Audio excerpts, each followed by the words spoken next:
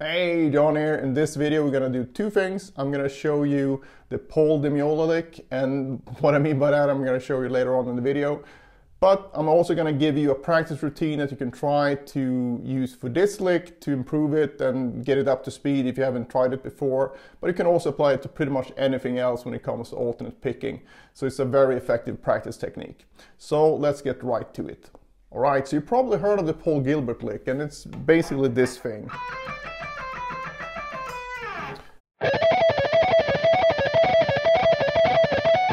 It's not really a lick in my opinion, it's more like a picking exercise, a fragment of a lick. But it's also not really Paul Gilbert's lick, and he would tell you that himself. I've heard an interview with him where he talked about how he got into that specific lick via a roommate of his when he just moved to LA. So it's basically an Al Demiola lick. So I have a clip here showing Al playing it. So this is maybe 3-4 years before Paul really burst onto the scene with Razor X, so we'll listen to that here.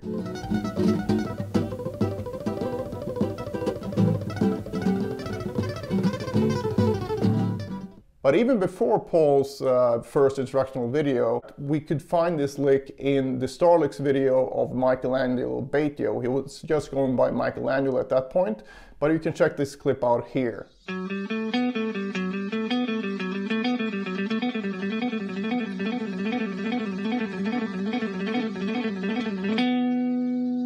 So as you can see, two sort of proofs that it's not really Paul Gilbert's lick.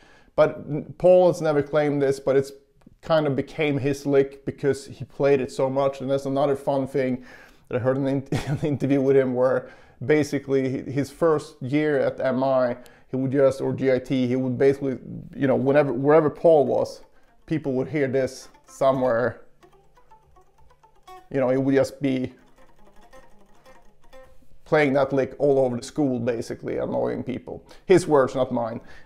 So in my mind, he kind of played that Al Demiola lick or exercise so much it actually became his own. So that's kind of cool that he by sheer force of will, he made this musical phrase his own.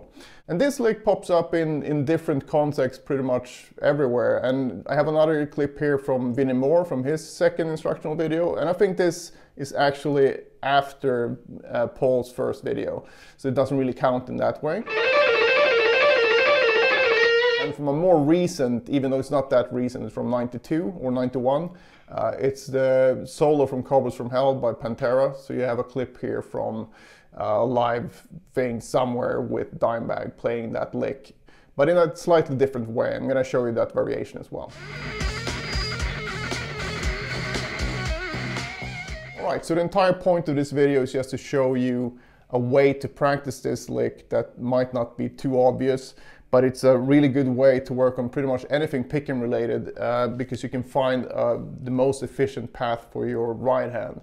And I'm gonna preempt any comments here and where people say like, well, when you play it fast, you play it slightly differently. Yeah, it might be that way, but when you do it this way, you're still gonna find a better way of doing it. It might not be exactly the same way when you speed it up, but that's fine. But if you actually try this yourself, you're gonna find that your overall picking accuracy is gonna improve a lot.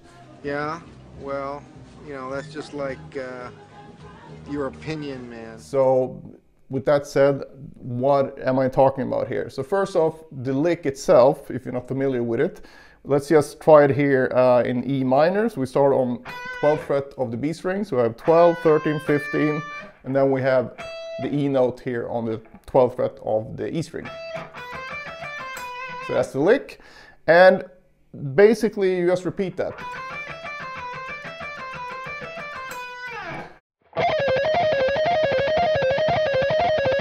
So it's not much to it, but it's quite difficult to play fast, and Paul also stated that working on that lick actually made just playing ascending and descending sixes way easier, because you're basically working on the hardest part of the phrase, which is moving between the two strings. So it's a good one to work on. So the technique we're going to use is called planting, and this is also borrowed from the classical guitar. Basically what it is that you play a note and then you immediately stop it with the next finger. And then you get the most efficient right hand technique. Rick Graham has talked about this as well, and he actually said it's one of the best ways to practice in his opinion. So it's not only my opinion here. The way that you do it with a pick is basically, if we try it on, you can go to the 5th fret. And this sounds quite bad when you do it with distortion, because you're basically resting the pick on the string like this. So it's not a good sound necessarily. And you don't really need to have the distortion on. You can have a clean sound, or you can just have the guitar acoustically like this. Basically what you want to do is that you play the first note, and immediately you stop the note on the other side of the string. So basically you're making your picking hand as efficient as humanly possible. And also it's going to adapt to your technique. So when I play this lick myself, my right hand is nothing like Paul Gilbert's or Vinnie Moore or Michelangelo Barrio. It's more geared to what I'm comfortable with. And yours should look slightly different as well, most likely. So don't worry too much about that, but this will work for any type of technique, whether you use more forearm motion, wrist, or whatever. So basically you play the note and then you stop it on the other side of the string with the pick, and you keep doing that.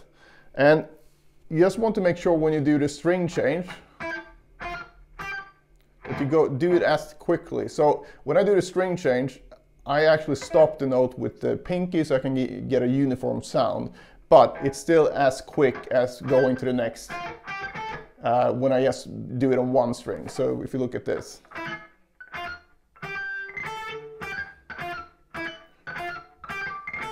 And like I said, it sounds like shit when you do it with distortion. But if I turn this off,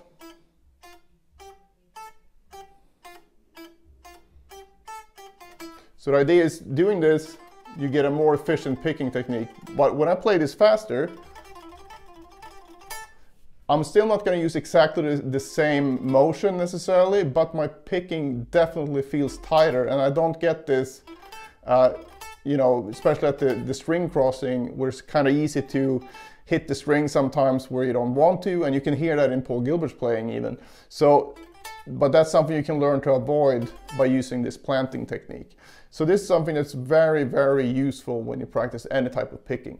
But like I said, I want to give you a practice routine. You can try this on, and then you can write angry comments at me or happy comments if you found that it actually helped you. So my proposal here is that you do this. You start on the 1st fret, and then you can start with 1, 2, 4 or 1, 3, 4. Preferably you do both, but let's start with 1, 2, 4.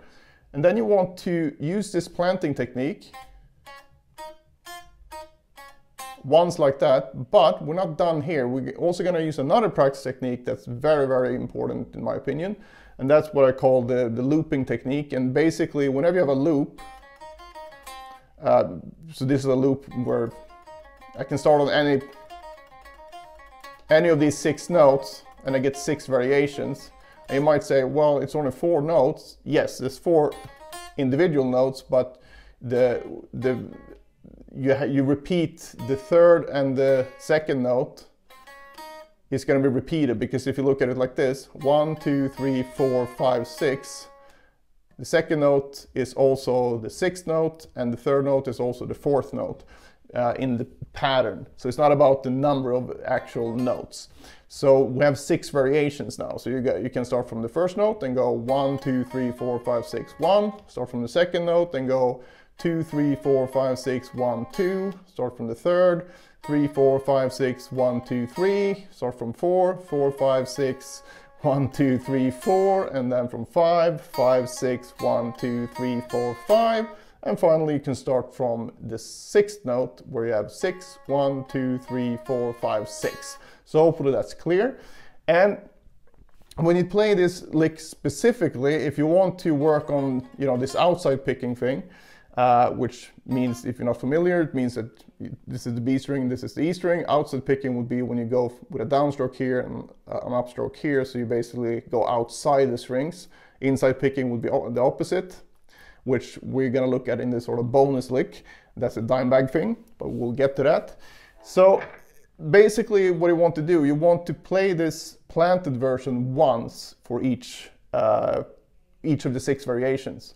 So like this. I'm going to do this without the distortion because it's less annoying to listen to. So let's start with the first one with a downstroke. So we go slight pause, then I start the second one with an upstroke so we keep the picking intact. So I'm always playing 6 notes plus 1 here, because basically if you think of it as a group of 6 notes per beat, 1, 2, 3, 4, 5, 6, 1. So that's why I say 6 plus 1 instead of 7 notes. But anyway, you want to complete the loop basically. But you do it like this. Then you start from the 3rd note, 4th, 5th, and the 6th note. And then you can do maybe 1 or 2 just normal reps. Move up a fret, do the same thing again. 1st note, 2nd, and if you pay close attention to my right hand here, well, I should have ended on this note, but if you pay close attention to my right hand, you can see that I start on a downstroke on the 1st note, end on a downstroke, start on an upstroke on the 2nd note, and end on an upstroke, and then start on a downstroke on the 3rd, and so on. And also for the tempo here, you want to keep it at quite a low tempo, but keep the transitions really quick. So you get this. You don't want to do this. You want to do this instead.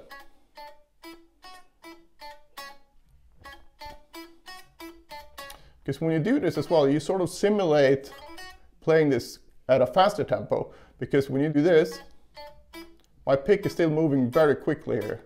And if the arc of the pick was wrong, meaning that I would hit the string on the way up, then it would be wrong even when I do the planting thing. So you can be sure that when you speed this up, this should work. So that's the whole idea behind it.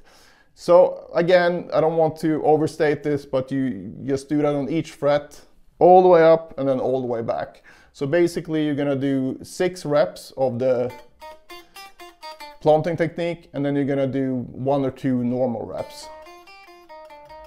And when I do the normal reps, I don't try to keep the pick super close to the strings, because there's a trade-off here, I think, where if you get the pick too efficient, you're basically going to be rubbing on the string and you're going to kill the tone. And I'd rather have a good tone and play slightly slower than play super fast and have a shitty tone. What? Bro, what are you talking about, man? So that's something to keep in mind. But doing it this way can really train your right hand to be more efficient. And like I said, even though when you play it up to speed, you might use a slightly different technique, the actual efficiency of your right hand will still be much better if you practice this way than if you don't.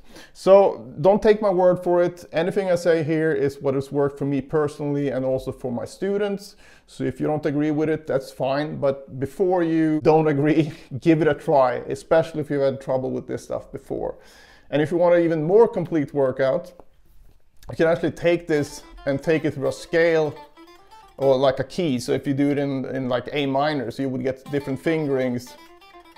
Now you're not moving in half steps, but you're still moving up and down the whole fretboard, and then do it on all 6 strings. Or if you're really crazy about this stuff, I would go through it with 1, 2, 4, chromatically up and down on the B and E string, and then do it with 1, 3, 4, same thing up and down on the B and E string, and then do that on each string pair. So that's a really long workout, but also a really good workout. I've heard stories about Paul playing this lick over and over again for basically hours every day, and he did that for a long time. So it will take a long time before you actually see a significant improvement in this one. No, God! No, God, please, no! No! No! No! But as a lick, I think it's not that great, but as an exercise, it's really good because it really does help you with the whole string crossing for any type of 3-note per string pattern. Now, before we end, I promised to show the dime bag version as well, and here it is. I recorded it with better sound. So basically what it is just the E blues scale, and he plays it with starting with a downstroke. I'm pretty sure he does that. It doesn't really matter, but so basically using inside picking here, and I think you should be comfortable with both. So, but we started on the 5th, on the 12th fret, the 5th of the key. Then we go to the flat 5 on the 15th fret of the G string, 14 on the G string, 12 on the G string. So it's the same type of pattern, it's just that we start on the top note right away and with a downstroke. So then just adds right, so this sequence tends to pop up in a lot of different contexts, so it's a very usable one, even though I don't think it's a great lick in itself, like I said. But I must say that the way that Dimebag uses it is a really cool thing. So you can definitely make it musical. It doesn't have to be sounding like an exercise. But if you use it like an exercise, it still can be really, really helpful for your overall picking.